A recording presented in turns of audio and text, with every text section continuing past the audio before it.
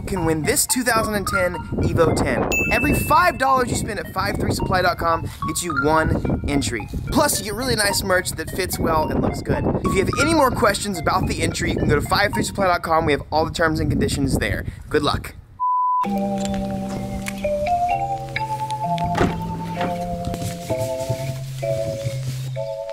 Real quick, since orders are already going out, I'm gonna show you guys how to install our 53 Supply shift knobs.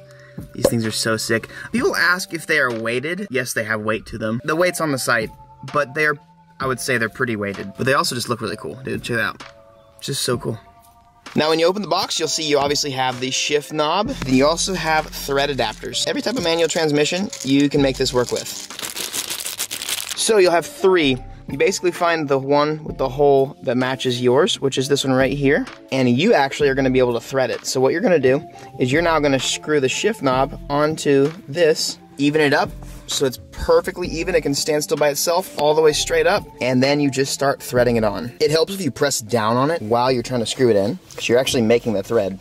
There she is. I personally like the ones that sit a little bit higher, but that is how you install the 5.3 shift knob. I still can't believe we're doing this. This is insane, dude. We're only a few steps from getting this car pretty much ready to run. Aside from really simple stuff like heat management and getting a little bit of the motor stuff put back together, I've got to do plumbing on the car. I would say plumbing is the least fun part of doing all of this, but it's obviously the most crucial. The turbos need oil, and the oil needs to go back into the motor. Now, for my other build, I have some stuff left over. Nice 4-bar map sensor. We're gonna need that because we need some boost. I've got one of my old drains. Hopefully I can reuse this because I really like the way this one is. Got my old turbo feed. And then we have this little guy. This is what tells the oil to go its separate ways. I was able to get an extra one of these. I'm gonna essentially do the same thing as I did before. I'm gonna thread 2 of these and have individual drain lines. But then this time, I'm actually gonna take the oil pan off and I'm going to screw a nut onto the back of it. And then I'm probably gonna go ahead and JB weld it to make sure it's secure. So next, let's get it on the lift. Let's start figuring some other stuff out. A few moments later. Okay. Now we're under here. I've got to get my oil feed stuff figured out correctly. You can kind of see it right now, that little pokey thingy that's coming out right there. Well, that's a stock like oil pressure sensor thing, and I've got to take that out. Now that this little sucker is off, I can put that back into the cross. I'm just gonna go ahead and use the one that came with the other build. Now that I got the little cross on there, I'm gonna go ahead and thread the longest one in, and that's gonna go up top, and then I'm gonna thread the other one in, the 180-degree turn, and get that figured out. All right, I've got the lines run. This longer one is gonna end up going down to here, and it does fit just fine. Perfect, right there. So it's gonna be over the motor.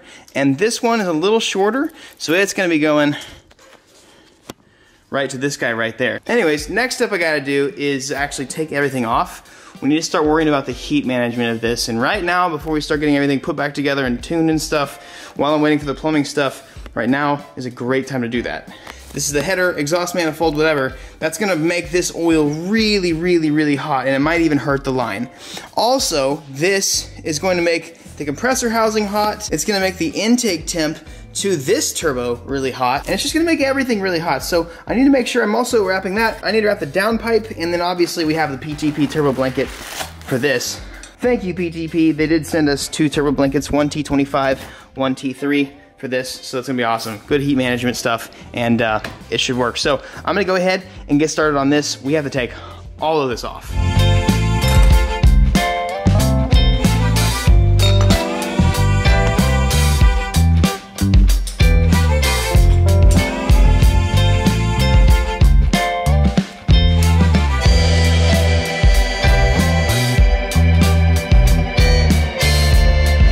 I want to show you guys, I was balancing my camera this whole time on this piece of wood on that, so you guys out there have no excuse because you don't have the right equipment, you don't have a tripod. Shut up, dude, make videos. Boom, like 10 minutes, bro. 10 minutes gone. Look at that, look at that. Doesn't look nearly as good.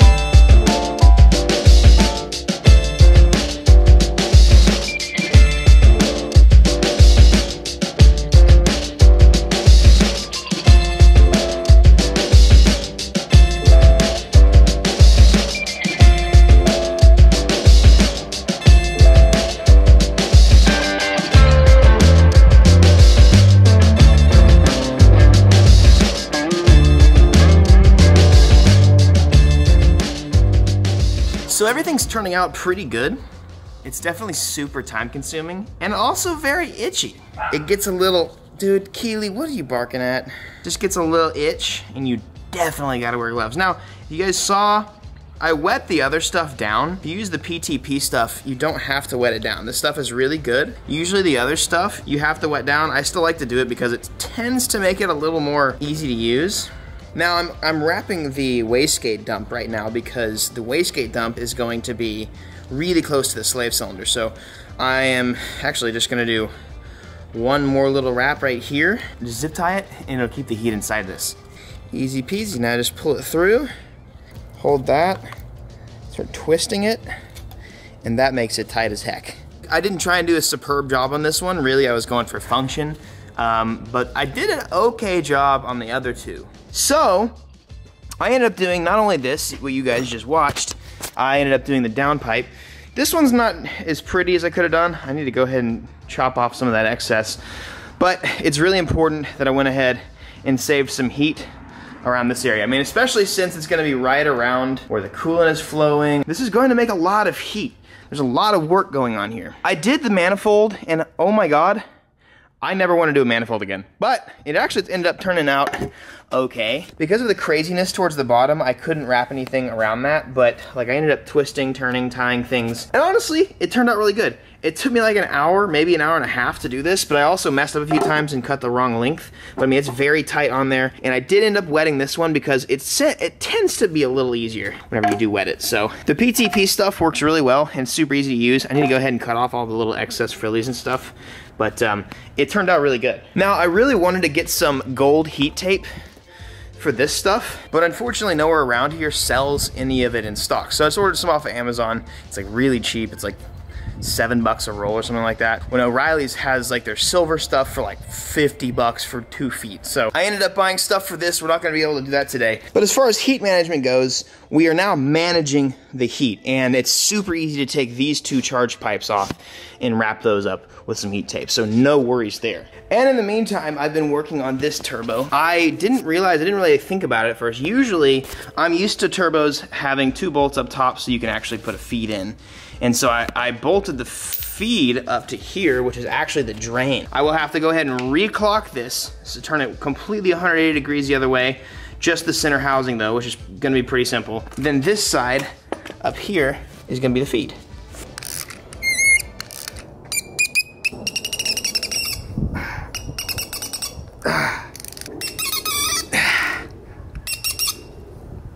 Okay, so ran to the store and got a few things I needed.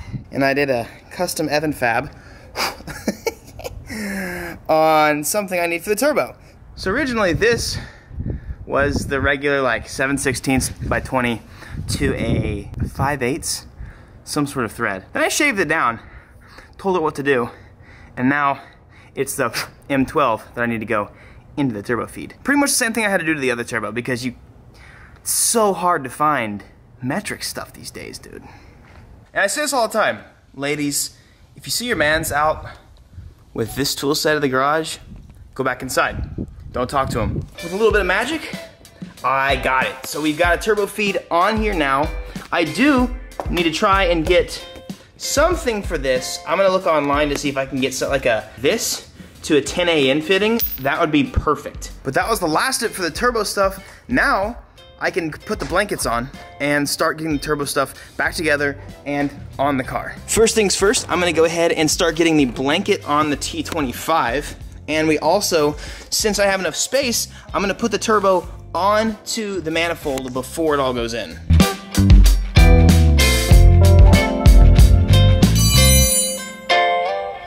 All right, now that is a cool looking turbo setup. That's sick, dude. Man, thanks PTP. This is awesome.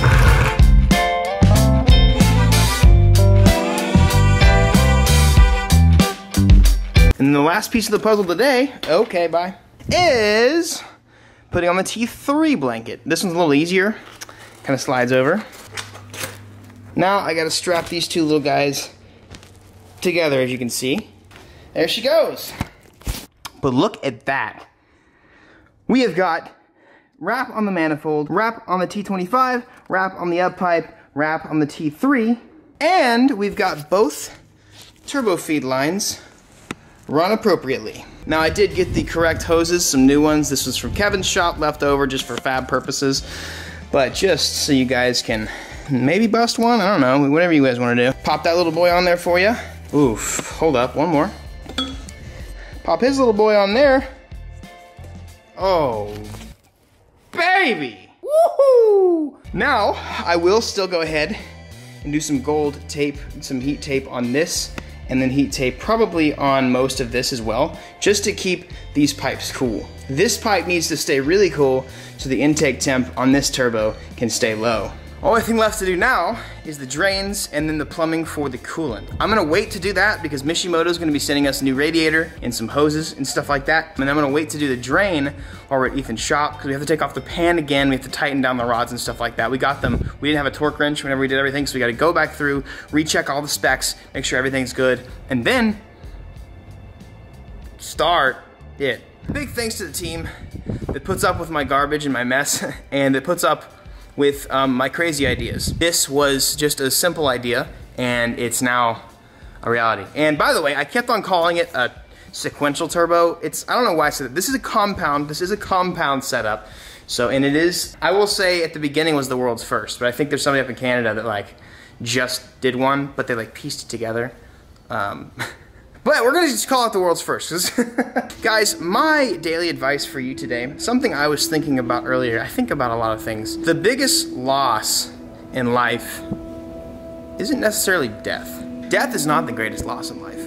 I think the greatest loss in life is when life dies inside of you while you're still alive. So many people focus on the negative and focus on sadness and just not having a good time with whatever the hell is going on while you're here. I always preach to be thankful, and I always tell you guys just to be grateful for the situation you're in. And there's obviously a lot of times in life where mourning is okay, being sad is okay, but so many people live dead.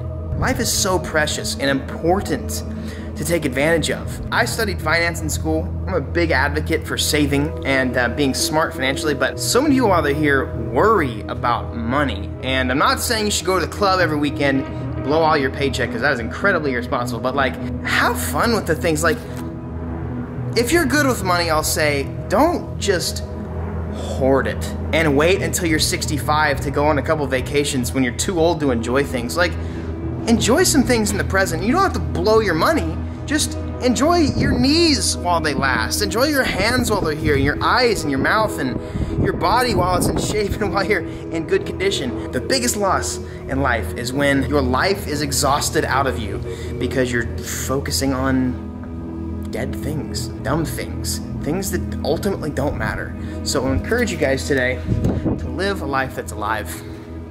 To live a thankful life, to live a grateful life. Be grateful for the people and the things around you, and just do your best. Your absolute best. That's my advice for you guys today, and to make sure to go over to 5-3 Supply and grab some entries for the Evo 10. Thank you guys for the support on that, by the way. It has been incredible, and we still have another drop for the Evo, so be ready for that. It's next week. And yeah, I'll see you guys next video. Peace. I got 2 videos for you, baby. You probably watched them. Maybe you haven't. If you haven't watched them, you should watch them. If you haven't watched them, then watch them right now. Also, win my Evo 10. Just click on one of those videos, go to the link in the top of the description. Easy peasy.